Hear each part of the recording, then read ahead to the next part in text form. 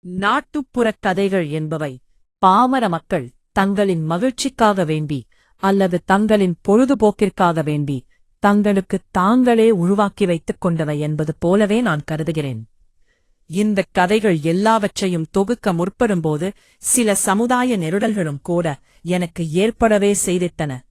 இதற்குக் காரணம் இங்கே ஆண்டாண்டு காலமாக இருந்து வருகிற மூட நம்பிக்கைச் சமாச்சாரங்கள், சடங்குகள், சம்பிரதாயங்கள் போன்றவற்றாலேதான் எனச் சொல்லிவிடலாம்.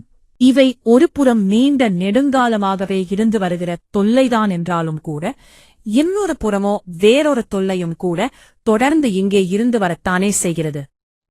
என்ன செய்வது? அது என்னவென்றால், இன்றைய பல எழுத்தாளர்களின் படைப்புகளிலே இந்த நாட்டுப்புறச் சாயலே இல்லாமலும் இருந்து வருகிற இந்த ஒரு அவலம்தான் போங்க.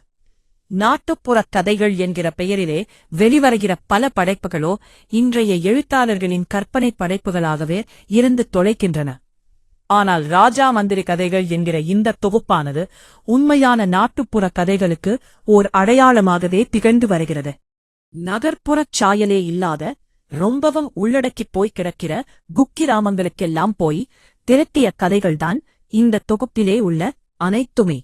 இதுவே இந்த நூலுக்குள்ள பெருமை என்றும் கூடச் சொல்லிவிடலாம். என்றும் நட்புடன் பேராசிரியர் பொன் பத்மநாபன்.